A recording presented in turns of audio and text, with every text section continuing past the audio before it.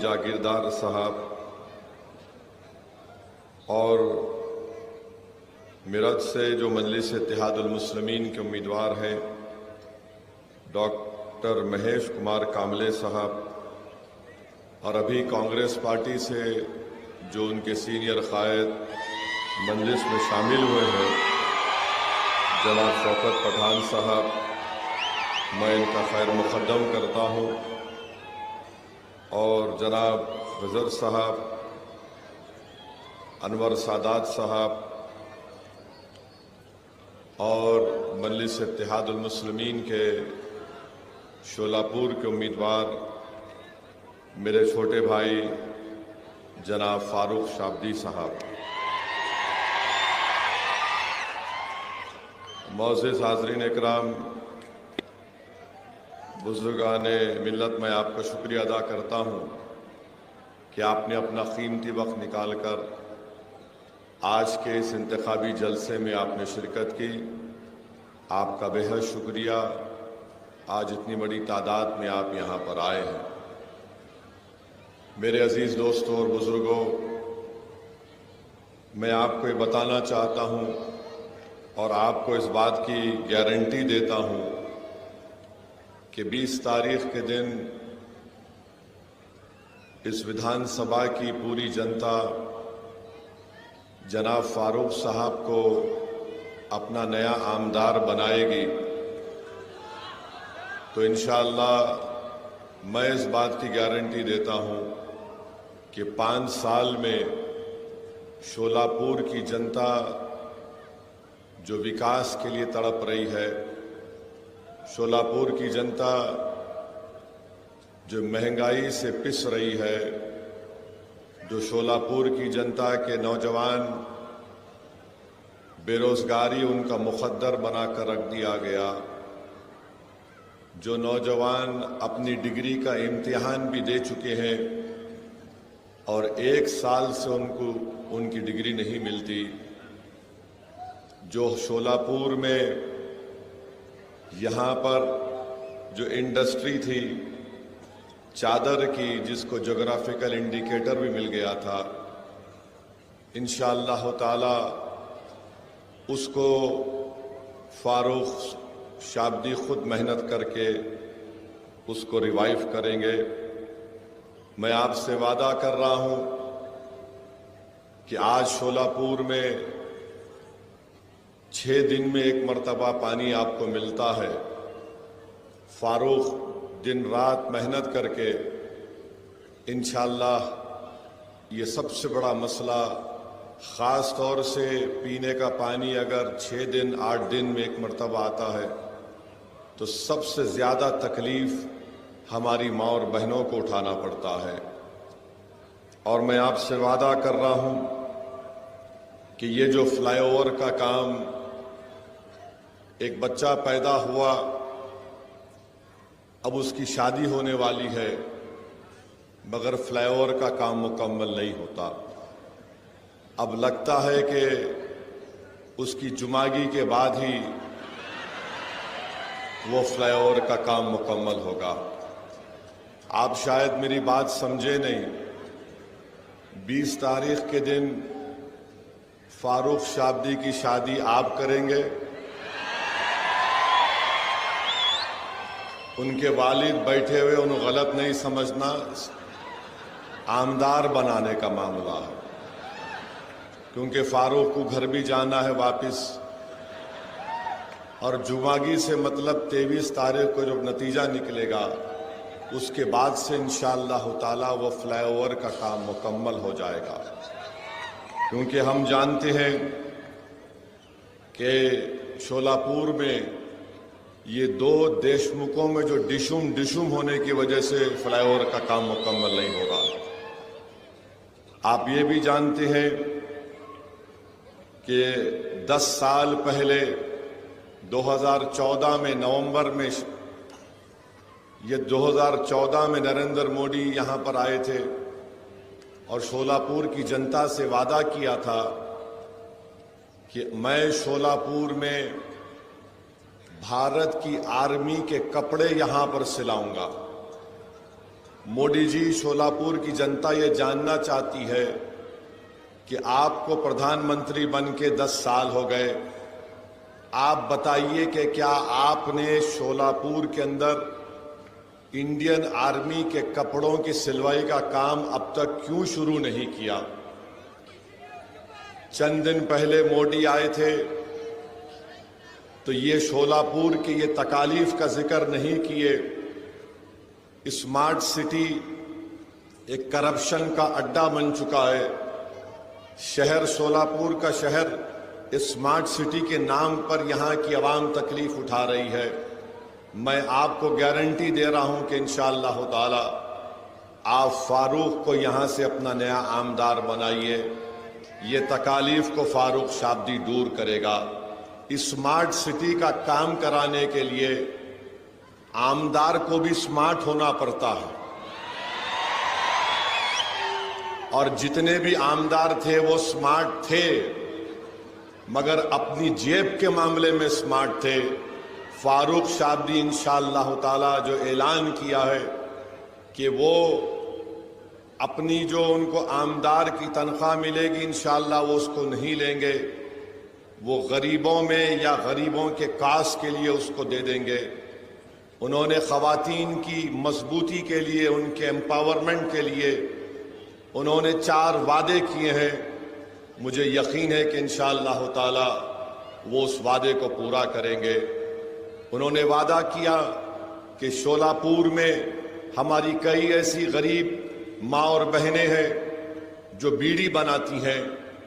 मेरे भाई, जिनको अल्लाह ने दौलत दी है, कभी तुम उस गरीब माँ के घर को जाओ और उस माँ से कहो कि तुम्हारे हाथ की उंगलियां मुझे दिखाओ।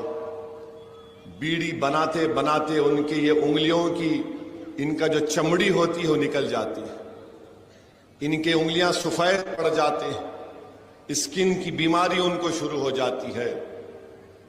मैं आपसे वादा कर रहा हूं, गारंटी दे रहा हूं, इन गरीब माओं के लिए जिनकी उंगलियों पर बीड़ी बना बना कर निशान पड़ चुके हैं, फारूक शाब्दी इंशाअल्लाह ताला उन माओं की उन उंगलियों की लाज रखेगा और उनके लिए विधानसभा और हुकूमत से लड़ेगा और टकराएगा उनसे।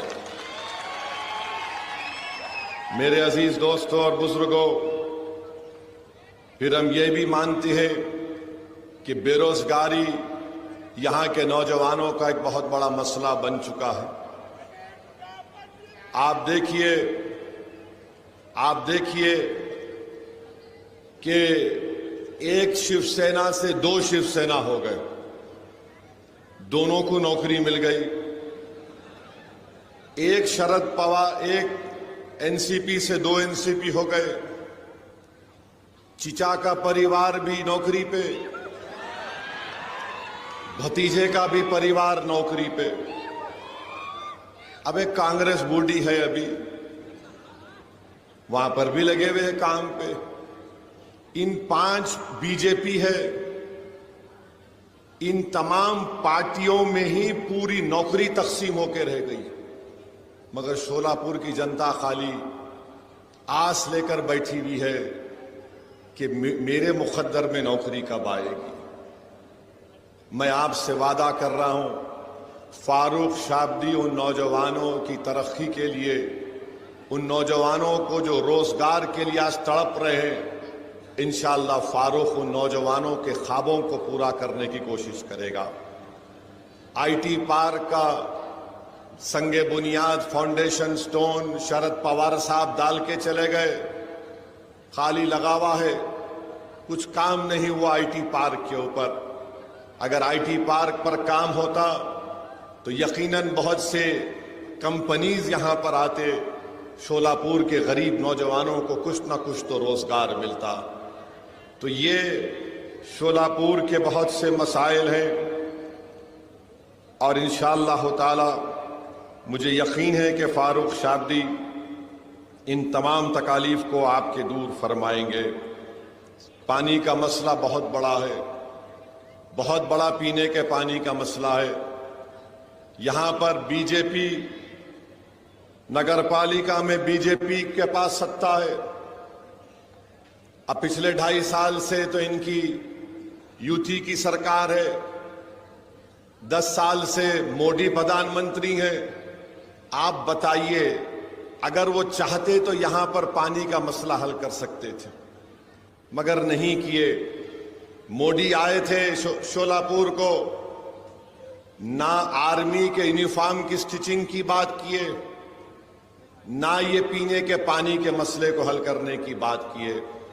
मैं शोलापुर की जनता से और खास तौर से इस विधानसभा के सेंट्रल के तमाम वोटर से और खास तौर से हमारी मां और बहनों से अपील कर रहा हूं, एक बार आप 20 तारीख को बीजेपी को पानी पिला दीजिए। फारूक आपको हफ्ते में 4 दिन पानी पिलाएगा इंशाअल्लाह। एक बार 20 तारीख के दिन बीजेपी को पानी पिला दो आप। माने पानी पिलाने का मतलब सियासी पानी पिलाना, कहीं जाके बोलेंगे लो पियो। और फारूक के हक में डालिए, उनको मालूम हो जाएगा कि गरीबों को और मां और बहनों को तकलीफ देने का क्या है। दूसरी बात यह है कि यहां यूटी वाले बोल रहे कि हम लाडली बहना में 1500 रुपए दिए, बोल रहे ना, बोल रहे। अब अगाड़ी वाले बोल रहे हम भी ऐसा कर देंगे कुछ। अब आप सुनिए, 1500 अगर किसी के अकाउंट में आ गए, हमारी मां और बहनें बैठी हुई है, मेरी बात से मुत्तफिक होंगी कि आज जवार जो है, जो 2014 में 30 रुपए था, वो आज 50 रुपए में मिलता है। चावल 40 रुपए मिलता था 2014 में, वो आज 80 रुपए में मिलता है। गेहूं 25 रुपए में था, 50 रुपए हो गया। गुड़ 30 रुपए में था, शोलापुर का रेट बोल रहा 50 रुपए हो गया। शक्कर, मोदी जी चाय बना के प्रधानमंत्री बन गए, अब उनकी चाय तो फ्री में आती, शक्कर भी उनको फ्री मिलती। मगर शोलापुर में शक्कर जो 30 रुपए थी 10 साल पहले, आज 45 रुपए में हो चुकी है।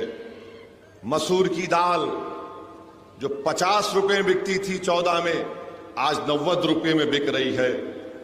लाल मिर्ची 100 रुपए में बिकती थी, आज 200 रुपए में बिक रही है। इमली 100 रुपए में कीमत थी 10 साल पहले, आज 500 रुपए में है। बैगन जो 5 रुपए में था 10 साल पहले, आज 25 रुपए हो चुका। हरी मिर्ची 20 रुपए में थी, आज 40 रुपए हो चुकी है। प्याज 20 रुपए थी, आज 50 रुपए में हो चुकी है। आलू 10 रुपए था, आज 50 रुपए हो चुका है। फिर आप आ जाइए पेट्रोल 2014 में जब मोदी प्रधानमंत्री बने 72 रुपीस में था, आज 104 में हो गया। डीजल 55 रुपए में था 10 साल पहले, आज 90 रुपए में हो चुका।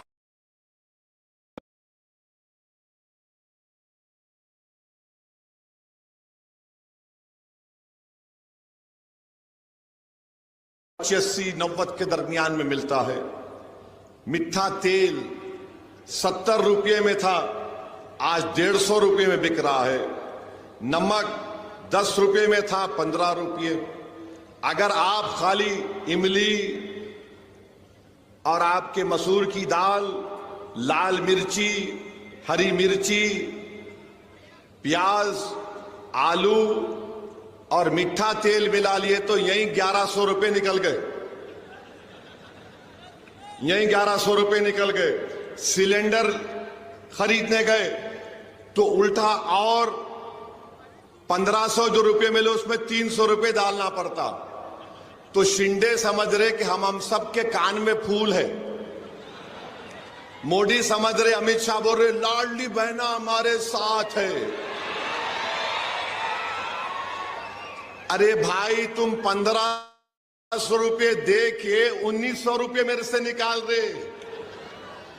ये बेवकूफ बना रहे हैं महाराष्ट्र की जनता को और खास तौर से हमारी मां और बहनों को, गरीबों को। ये रेट जाकर मालूम कर लेना शोलापुर में अब मेरे को मालूम कल से बीजेपी वाले जाएंगे मार्केट में, ये आलू की कीमत तो बोलना, प्याज की कीमत तो बोलना। महंगाई मोदी जी महाराष्ट्र को बर्बाद कर रही है। देश में जो इन्फ्लेशन है 6.9 के करीब है, महाराष्ट्र में 7.3 के करीब है। और ये बोल रहे ये दिए, क्या तुम्हारे बाप का दे रहे? जनता का पैसा है तो दे रहे तुम, मगर तुम कैसा दे रहे?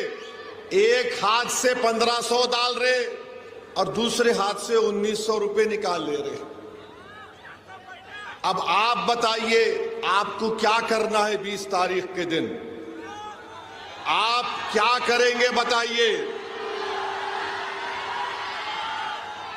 आप क्या करेंगे? क्या आप हिंदू मुसलमान की लड़ाई को देखेंगे या महंगाई को देखेंगे? किसको देखेंगे आप? आप महंगाई को देखेंगे?